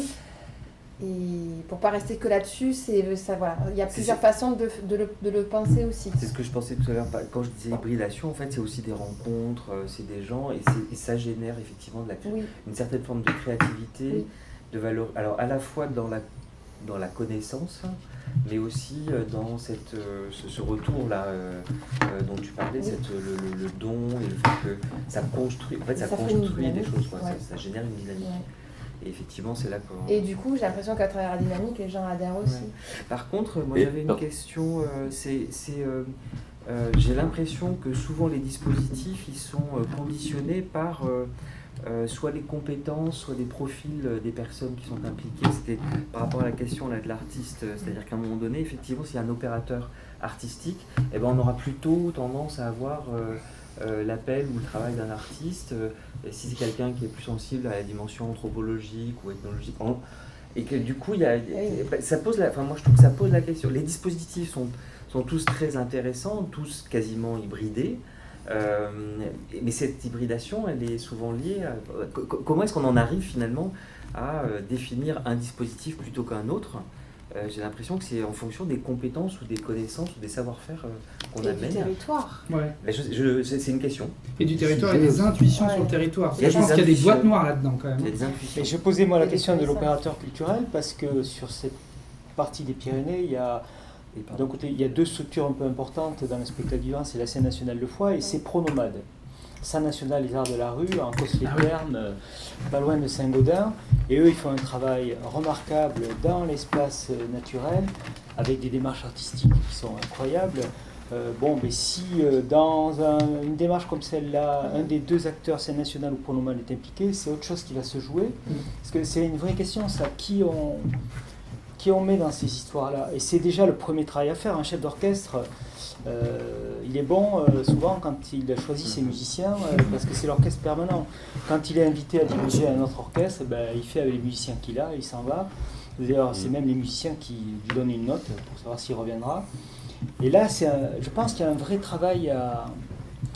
et moi, ce que je trouve vraiment passionnant, c'est qu'on se pose souvent la question, dans les arts visuels, les artistes plasticiens ne sont pas intermittents.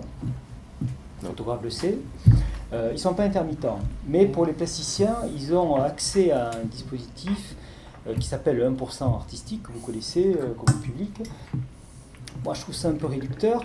Et le spectacle vivant, parfois, qui dit qu'il n'a jamais assez d'argent, il dit pourquoi nous, on ne pourrait pas être aussi dans le 1% artistique. Moi, je ne trouve pas ça intéressant. Ce que je trouve intéressant, par exemple, notamment avec les urbanistes, quand il s'agit de repenser la ville, c'est qu'on ne dissocie jamais sur le plan de programmation pour justement impliquer la population la nécessité qu'il y ait un travail avec des artistes et qui puissent permettre parfois de prendre possession d'espace pour expérimenter d'autres façons. Je l'ai toujours défendu sur les projets architecturaux. Ouais. C'est essentiel d'arriver à systématiser ça, parce que d'abord ça ouvre des possibles. Parce qu'on est tous contraints, on travaille tous dans le champ des politiques publiques, donc on arrive avec inconsciemment que des interdits et des impossibilités. D'ailleurs aujourd'hui, quelqu'un qui arrive avec un projet dans une collectivité, il est un problème. parce que qui dit projet dit développement, qui dit développement dit moyens financiers, et vous avez en face de vous des gens qui, alors qu'on est fendant, gèrent de la pénurie. Donc, tout porteur de projet est un problème. Si on arrive à recréer des dispositifs où on part d'abord de l'imaginaire, on débride les imaginaires, on sera rattrapé après par les principes de réalité, c'est pas un problème, mais au moins on commence par une phase où on ouvre. Puis après, on resserrera. Mais même les principes de réalité, on peut les faire évoluer. Bien quoi, sûr. bien sûr. Et en plus, ils peuvent évoluer. Et d'expérience, on sait que des élus ont parfois été convaincus par des expérimentations et ça a fait bouger des lignes. Et on a parfois trouvé les moyens qu'on pensait ne pas avoir. C'est la puissance de l'ouverture de l'imaginaire. Voilà. Mais commençons par ça, libérons l'imaginaire. Ouais. Mais ça pose une question intéressante, c'est la professionnalisation finalement des artistes, parce que, sur ce sujet, parce que moi je me rends compte que le photographe aujourd'hui, dans le cadre de commandes comme celle que je fais, on considère que c'est normal, qu'il a la compétence pour faire de l'animation du territoire sur la base de ses images, animer des débats. J'en ai fait pour le PNR des Landes de Gascogne, on avait l'observatoire photographique, on se retrouvait le soir autour d'une table avec les habitants et puis on discutait. Moi j'ai pas appris à faire ça, je l'ai appris sur le tas, puis je le fais pas très bien d'ailleurs. Quand je vous entends parler comment il faut faire un entretien, je me dis bon Dieu, j'ai dû faire des trucs atroces, c'est complètement hétérodoxe. Et en fait on souffre d'un manque de formation dans ce domaine-là. C'est-à-dire comment est-ce qu'on fait prendre une mayonnaise. Je me suis retrouvé récemment à animer un atelier photographie dans un lycée agricole avec une classe de jeunes adolescents en CAP qui n'avaient pas envie vraiment de participer à ce projet, donc qui allaient contre moi. Et j'ai souffert comme jamais, parce que j'avais pas les codes, j'avais pas les clés. Heureusement que l'enseignante était là pour élever la voix quand il fallait, parce que moi j'ai pas appris à le faire.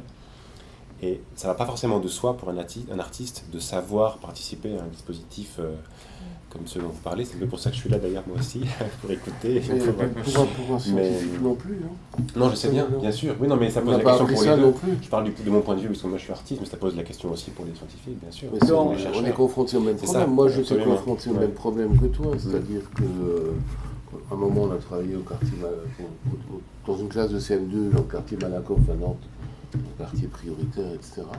Puis là, on a fait nos hyper-paysages. Là. Enfin, je vais en parler rapidement, mais bon.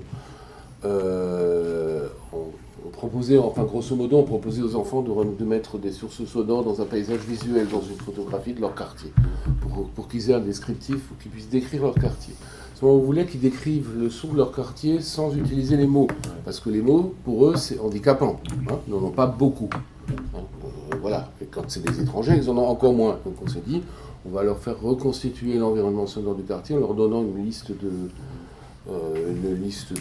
sources sonores qu'ils peuvent cliquer et puis qu'ils peuvent mettre dans l'espace d'une image affichée sur un écran d'ordinateur. Alors au début j'étais là, on va faire un exercice, ça a terminé, ils s'arrachaient, ils se tiraient les manches pour aller sur l'ordinateur pour faire un truc, ouais t'as pas terminé et tout. Donc c'était très bien parce que c'était un petit peu ludique comme ça. Mais pareil, je me suis retrouvé au milieu effectivement de ces jeunes et tout, parce qu'on n'a pas fait ça comme ça non plus. On s'est fait une petite balade dans le quartier de Malakoff, et puis il fallait faire une sensibilisation au bruit, etc. Je lui ai montré comment prendre du son, etc. C'est quoi un son, vous entendez l'oreille, enfin, etc. Sensibilisation, machin. Bon, au bout d'un moment, ça allait, quoi. Mais c'est vrai que les premières fois on est confronté à ce type de réalité, on n'a pas été prêt. Je veux dire, c'est pas pendant une thèse que tu apprends à faire ça, quoi. Même pas avant, ni rien, quoi. Hein, je veux dire, on est effectivement balancé dans une réalité. Bon, voilà, qui nous tombe un petit peu. Et je pense que la problématique est la même sur celui de l'artiste et celui du scientifique. J'ai l'impression d'ailleurs que ça fait partie des choses, enfin si je vous écoute tous, qui sont assez fondamentales, c'est-à-dire il y a de la créativité, mais il y a aussi de l'expérimentation, et à chaque fois il y a une forte partie de prise de risque. En fait. De prise de risque, d'expérimentation. Oui, en fait. On ne sait pas où on va, on essaie un truc. D'improvisation. Et d'improvisation, Après, je prends conscience aussi, en l'écoutant, je me disais qu'il y a tout le champ aussi de l'institution économique. Tu parlais de professionnalisation au début, moi je l'ai compris comme comment en fait on inscrit plus la culture ou la recherche dans le champ du quotidien. Parce que c'est vrai qu'on a fait des silos. Quelle est l'économie en fait de valeur de ces savoirs et savoir-faire Et donc là, c'est vrai que tu étais sur les savoir-faire, mais je me disais, en fait, le dispositif avait cette qualité-là aussi, parce que, en fait, finalement, la culture, on commande un spectacle, on produit un spectacle, et ça reste en silo. La recherche, on produit un terrain, on fait une étude, et par dispositif, on vient déjà hybrider sur un élément du quotidien, ou en tout cas, on voit bien qu'on essaye de chercher une autre économie. En tout cas, moi, c'est quelque chose qui est important pour moi, une autre économie potentielle, sur ce genre de savoir-faire. Et tu parles d'économie, mais moi je sens un danger quand je vous entends, c'est que la tentation aujourd'hui serait qu'on soit capable de tout faire. Oui. Alors que moi je pense qu'un bon dispositif, c'est un protocole qui permet d'agréger les compétences au bon moment, de créer des situations où on n'est pas obligé de savoir faire, mais c'est dans un cadre qui permet qu'on ne sache pas faire, c'est pas un problème. Mais quand l'artiste veut devenir enseignant, quand le chercheur veut éventuellement devenir artiste, quand on veut devenir anthropologue parce qu'il faut aller chercher des matériaux, de l'enquête, quand le conte, c'est... moi, je fais la différence entre le conte et les arts du récit. Aujourd'hui, il y a un vrai débat d'ailleurs dans la profession. Hein. Le conte, c'était le conte traditionnel où on se partageait de façon presque immémorielle les histoires, et puis il y en a toujours un qui savait mieux les raconter que les autres. Il était conteur, il s'asseyait, on faisait cric-crac et les gens écoutaient. Et maintenant, on est sur les arts du récit. C'est autre chose, c'est comment on part de ce qui nous relie malgré nous, c'est notre histoire cachée. Et on en fait des spectacles, mais on considère que ça fait partie de la famille du conte, mais du conte contemporain, on dit les arts du récit. Et il y a un vrai conflit, comme on l'a dans les arts de la rue, entre les anciens des arts de la rue et ceux qui parlent aujourd'hui de l'art dans l'espace public. Et on est sur des projets totalement différents. Et c'est des conflits. Et là, moi, je pense vraiment qu'il faut qu'on arrive à inventer des protocoles où chacun est à l'endroit où il est le meilleur, et pas demander à chacun d'être partout. Moi, je crois que ça rejoint ce que vous disiez tout à l'heure à propos de Bernard Lubat sur la capacité d'improvisation. À partir d'un dispositif qui est quelque chose d'assez réglé, d'assez rigide, d'assez en place, la capacité d'improviser, et finalement... il y a plein de gens qui sont experts dans la possibilité d'improviser.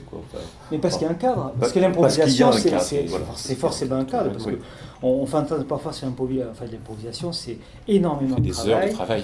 Et en fait, on improvise parce qu'on a un corpus une banque de données, qui permet... et c'est extrêmement exigeant. C'est pour ça que les artistes ne vont pas beaucoup sur le terrain de l'improvisation. Et même un Bernard Lubat, il ne fait pas que des concerts d'improvisation, parce que c'est pas tenable. Ça demande un engagement... Des organismes, beaucoup, qui sont spécialisés là-dedans, mais parce qu'ils ont une espèce de science de la composition qui est peut-être plus poussée que d'autres musiciens. Et dans le cadre de tout ça, Pardon. Non, pas du tout. Il va falloir qu'on s'arrête. Oui, je m'en doute. Alors, je voulais juste poser, c'est pour ça, la question des objets, vous, sur les dispositifs, parce que c'est vrai que là, pour le moment, on parle de dispositifs sociaux. En fait, grosso modo, on crée n'a parlé que de ça. Voilà, on crée des nouvelles scènes. J'ai remarqué, on n'a parlé que de ça, c'est-à-dire la question de l'implication des gens dans les processus. Mais c'est au centre, on a parlé... Les dimensions spatiales, les dimensions d'objets, qui est mis à l'intérieur, en fait, dans le dispositif. En tout cas, c'est une situation, je pense, le dispositif. On peut difficilement le penser autrement. En fait, tout ce dont on a tous parlé, là, c'est comment est-ce qu'on arrive à faire en sorte que les gens intègrent des processus, des projets, des démarches de recherche, etc. Ça n'a parlé que de ça. Mais ça veut dire que c'est une question qu'on se pose aujourd'hui, je pense, parce que c'est extrêmement important. Bon, après, je ne sais pas quel est le lien qu'on peut établir véritablement avec Marginov, si c'est peut-être que ça a été très certainement un des éléments clés de tous les territoires là qui ont été notamment présentés ce matin. Oui, peut-être parce que c'est un préambule aussi à la mise en place, par exemple, d'un dispositif spatial. Absolument. Ouais. Sachant que tout ce dont on parle, pour moi, c'est des dispositifs situés. Enfin, il y a toujours une mise en espace, en tous les cas, et elle n'est pas neutre. Enfin, je veux dire, il ne faut pas... moi, à l'observation, je vois bien que la mise en espace dans les situations change tout, en fait. Voilà, mais bon, ça c'est des jeux de pouvoir, enfin tu le retrouves, mais c'est... et tous les objets produits, intégrés dans ces dispositifs, ont des effets différents aussi. La philosophe Joël Zask l'a vraiment bien théorisé. Elle a développé le concept de prendre part. Et aujourd'hui, il y a vraiment les gens veulent prendre part, ce qui pose d'ailleurs les limites de notre système démocratique, dont on éprouve chaque jour le lent déclin et le dangereux déclin, mais parce que c'est d'autres formes démocratiques qui sont en train de s'inventer. Et je pense que tous ces dispositifs de recherche seront plus forts s'ils permettent aux gens de prendre part. Et il y a peut-être de nouvelles techniques à apprendre, il y a peut-être même de nouveaux métiers, de nouvelles formations pour nous relier en fait. Oui. En fait, ce qui nous manque là, c'est comment on se relie. Alors parfois, entre gens bien composés, on arrive à créer une petite communauté éphémère, mais qui peut nous relier aujourd'hui, c'est un vrai sujet. C'est tellement belle conclusion. Enfin, pour un atelier. Je suis d'accord. Non, mais c'est vrai que remettre sur la disposition des dispositifs démocratiques, en fait, et politiques.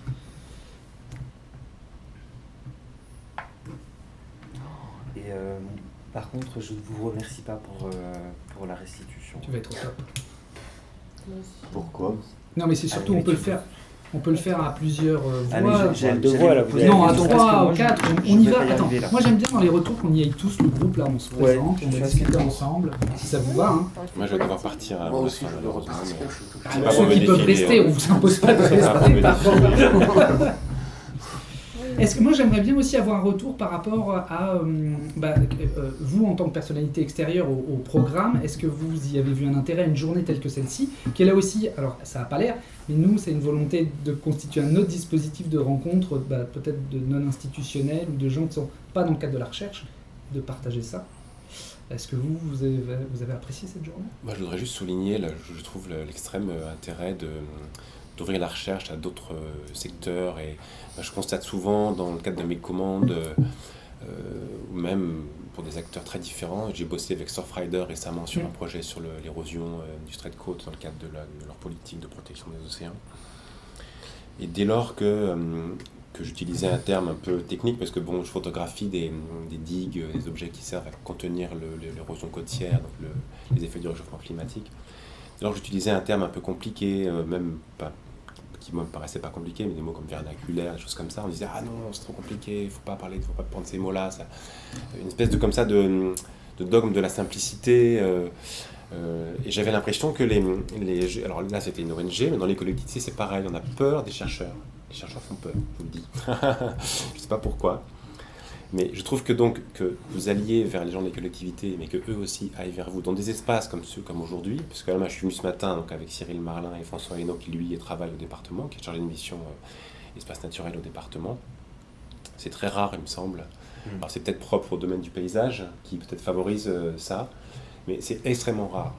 J'ai bossé à Saint-Étienne sur un post-doctorat, parce que moi j'ai fait du droit, mais j'ai fait un post-doctorat en photographie en 2018, avec donc des chercheurs en esthétique. Et ils étaient complètement coupés hermétiquement du monde de l'urbanisme, de l'aménagement. Ils ne savaient pas ce que c'était. Ils étaient comme des gamins, quoi. C'était parfois c'est un peu étonnant. Et donc moi, voilà, c'est mon team. Ouais. Je fais le compliment. C'est une démarche qu'il faut faire fructifier et ouvrir au plus d'acteurs possible. C'est super, vraiment. Il y a la question, tu parlais de ZAS, mais il y a aussi Brunato, comment faire entrer les sciences en démocratie, en essayant de voir comment effectivement les sciences se sont isolées du champ social, parce qu'elles ont décidé d'avoir un regard de Sirius, et que finalement on a plus que jamais besoin de la science dans le champ social. Le retour se fait depuis un moment maintenant quand même, entre les sciences participatives, c'est vrai. Voilà, qui sont un petit peu là, enfin la mode. Je dirais que le CNRS pousse un peu la roue là, en ce moment, pour tout ce qui est dispositif justement, de sciences participatives, etc. Beaucoup de réseaux, quoi. Enfin moi c'est le réseau Intelligence Territoriale, mais il y en a plein, qui justement prônent l'implication du chercheur dans la société civile et le mélange, je dirais, et la polydisciplinarité au sens de Morin, c'est-à-dire plusieurs disciplines, plusieurs corps disciplinaires qui s'occupent d'un objet qui lui-même est interdisciplinaire, parce qu'on ne va pas résoudre les choses les unes après les autres, c'est évident, quoi. Je veux dire, parce que, je sais pas, le changement climatique, ça a des répercussions autant, je sais pas, dans la disponibilité de l'eau que dans la pauvreté dans la société humaine, que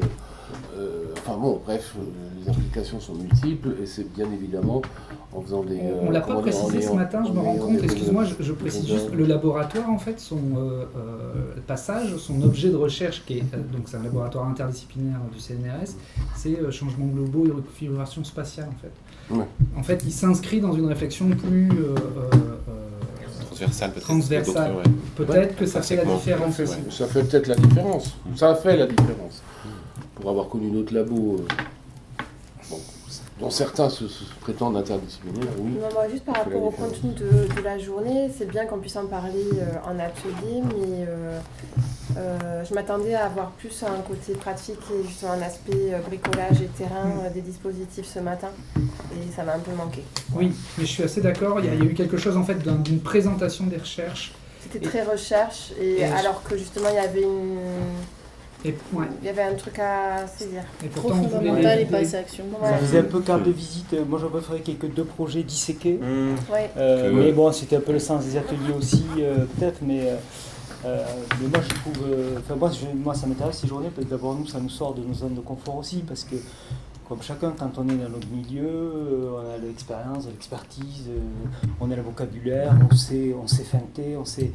Là, on est un peu à nu, donc c'est... Du coup, je pense qu'on n'a pas su apprécier, quand on ne connaissait pas vos travaux, mais quand on en a un peu entendu parler, la finesse de ce que vous avez pu mettre en place, Cyril, tout ça. Et voilà, et moi, c'est ce que je venais un peu chercher. Parce que moi, j'ai suivi celui de Mousteil, puisque j'avais été associé à 2 étapes intermédiaires avec le PNR. Je trouvais qu'il y avait une force que ce matin on n'a pas entendu, parce qu'en un quart d'heure chaque projet, je pense que c'est comme ça. Il y avait une force incroyable, et même ce que j'avais été frappé par, ce qu'on les a oublié, les étudiants, le point de vue différent qu'ils avaient sur la notion même de lieu public, et comment eux ils ont une plus grande porosité entre espace public et espace privé. Nous on est moins étanches sur ces questions-là, et comment ils travailler l'hybridité de ces espaces-là en disant il faut qu'il y ait des lieux en usage libre, simple, et puis d'autres qui sont bien sûr encadrés. Et j'avais trouvé ça assez passionnant, et je l'avais posé moi sous l'angle de la génération. Je dis c'est une génération qui arrive, qui a plus d'attentes par rapport à ça. Nous on a été, je fais partie d'une génération, on était quand même éduqués. On disait ça se passe, il faut connaître les usages, les codes. Et là, ça ne ressortait pas ce matin, mais et le maire, il était là ce matin.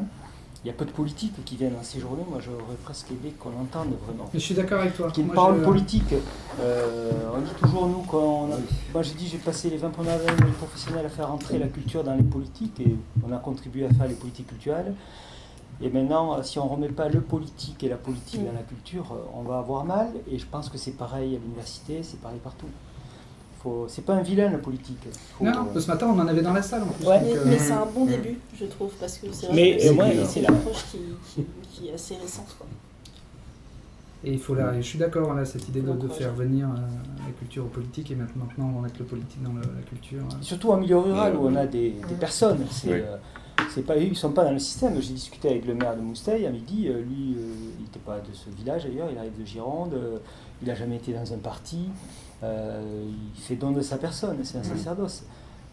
Et je pense que dans le milieu rural, aux dernières municipales, il s'est passé quelque chose, pour l'observer là sur le territoire de Haute-Gironde, il y a beaucoup de nouveaux profils d'élus qui sont arrivés, et c'est vrai que c'est peut-être aussi une occasion à prendre par rapport... Et ce qui n'a pas été dit ce matin sur Mousteil, ça m'a effrayé quand il me l'a dit, on a l'impression que dans ce village, il y a une dynamique positive, ce projet-là participe... Le Front National est arrivé en tête au second tour avec 52% des voix. 52% des voix à Mousteil. Il faut savoir ça. Oui. Dans une communauté de 700 habitants, 52% des gens qui pouvaient voter et qui ont voté Front National. Ça interroge sur la place de ce projet avec l'école d'architecture. Qu'est-ce qu'il fait là? Comment il fait là? On a fait une présentation à Mousteil il y a 2 ans ou 3 ans. Tout au démarrage, ça a été sanglant, quoi. Ah oui. On a cru qu'on allait se faire lyncher, quoi. C'était infernal. Sachant que moi je fais une distinction entre les enjeux nationaux et locaux, mais ça c'est parce qu'on voit beaucoup aussi des municipalités qui sont avec des courants politiques raisonnables, républicains et plutôt intégratifs à l'échelle du municipal. Et quand les chiffres nationaux tombent, on tombe C'est ce que disait le maire. Je pense que s'il y avait des élections municipales, là il est repassé, il serait réélu.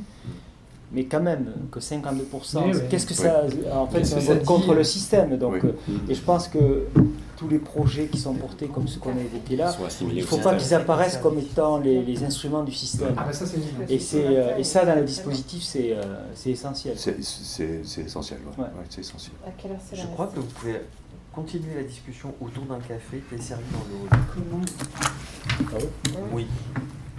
L'accueil est très convivial. Il faut le faire sur 2 jours en fait. C'est ça qu'il faut faire. J'ai entendu. C'est faire 2 jours. C'est un moment alors.